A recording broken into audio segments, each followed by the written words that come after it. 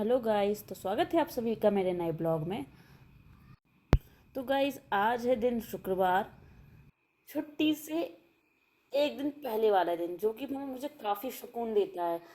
Guys, जितनी खुशी मुझे छुट्टी वाले दिन की नहीं होती, उससे ज़्यादा खुशी होती है मुझे शुक्रवार के आने की, कि तब मुझे फील होता है कि हाँ, कल शनिवार है। तो गाइज, आज हमारी सुबह बहुत जल्दी हो गई थी। और इन्होंने भी उठते से ही अपने लिए चाय खुद ही बना ली थी। मुझे बनाने की ज़रूरत ही नहीं पड़ी। और लेकिन मेरा वर्कआउट नहीं हुआ था, तो मैं चाय नहीं पी नहीं पाई। और जैसा कि आप लोगों को पता ही है कि हमारी दीदी जो काम करने आती है वो बहुत जल्दी आ जाती हैं, तो हमारे उठते से ही हाँ, हमें घर साफ़ ही मिलता है। और तो आज हम लोग का जो घर था वही वो बहुत जल्दी साफ़ हो गया था। घर का जो काम था वो भी लगभग हो ही चुका था। तो सबसे पहले उठकर मैंने पिया अपना detox water, Apple cider vinegar. पानी पीते पीते मैं अपनी गहरी सोच में पड़ गई थी, क्योंकि आज मॉर्निंग में उठते से ही इन्होंने मुझे बताया कि मुझे एक सपना आया था जिसमें तुम अधिकारी बन गई थी। मुझे उसके लिए बहुत खुशी हुई थी। अक्सर इनका ये आजकल रोज़ ही ये सपने देख रहे हैं कि मैं कभी आबकारी अधिकारी बन जा रही हूँ, तो कभी तहसीलदार बन जा रही हूँ। तो गाइज़, मुझसे ज़्यादा मेरे भविष्य की चिंता मेरे हस्बैंड को है।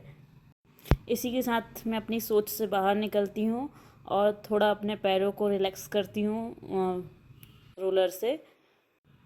तब तक ये भी अपनी चाय को ख़त्म करके अपने मोबाइल में इतना बिज़ी हो जाते हैं कि इन्हें भी अपना कुछ पता नहीं रहता कि इन्हें भी एक्सरसाइज करनी है अपनी। तो गाइज़, बाकी काम शुरू करने से पहले मैं सबसे पहले पढ़ने बैठ गई।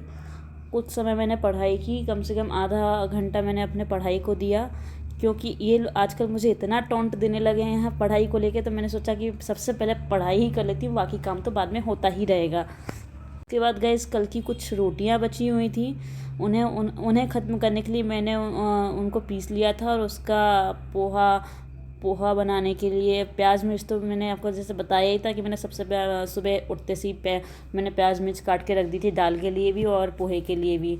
तो मैंने जो पोहा बनाकर इनको सर्व किया। मैं फिर भी नहीं खाई थी, मैं क्योंकि मैंने अभी एक्सरसाइज नहीं की थी, इसलिए मैंने आज कुछ ना मैंने चाय पी पाई हूँ, ना मैंने नाश्ता किया था। बस ये है कि आप लोगों को अपना ब्लॉग शेयर करने का प्रेशर मेरे ऊपर इतना है कि मैं अपनी पूरी जो दिनचर्या है उसको एक रूटीन पे ट्रैक पर लेके आ रही हूँ। तो गाइज़, आप भले ही मुझे सपोर्ट करें ना करें, पर मेरा रूटीन मुझे काफ़ी सपोर्ट कर रहा है। बस थोड़ा सा टेंशन है तो बस पढ़ाई को लेकर है, क्योंकि मैं जब भी पीएससी का सिलेबस देखती हूँ तो सोचती हूँ कि इतना सारा सिलेबस है, मुझसे कैसे होगा, मैं कर भी पाऊँगी कि नहीं कर पाऊँगी। पर वो रहता है ना कि हम एकदम से कोई चीज़ एकदम से देखते हैं कि इतना सारा हम कैसे कर पाएंगे, तो हम उसी में घबरा जाते हैं। पर उस पर भी मेरे हस्बैंड का मानना ये है कि तुम उनका मानना ये है कि तुम सिलेबस को एक साथ नहीं पढ़ सकती, पर तुम एक दिन पूरे सिलेबस को पढ़ सकती हो। तो उनके ये जो मोटिवेशन होता है वो मुझे मुझे पुश करता है पढ़ने के लिए। फिर मैं अपनी कुछ एक्सरसाइज कर लेती हूँ, कम से कम आधा घंटा मैं अपनी एक्सरसाइज करती हूँ, क्योंकि ये भी एक मेरे लिए सबसे बड़ी चुनौती है। पढ़ाई एक तरफ, अपना रूटीन एक तरफ, अपना ब्लॉग एक तरफ, पर अपनी हेल्थ एक तरफ।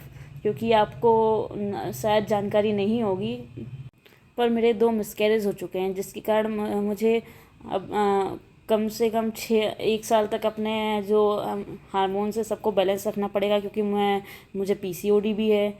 इसलिए मुझे प्रॉपर वर्कआउट करना ही पड़ता है, वरना मेरा वेट बढ़ने लगता है। तो इसमें मेरी गलती नहीं है, इशू ही मेरे साथ कुछ ऐसा है कि मुझे बिना वर्कआउट के मैं रह ही नहीं सकती हूँ।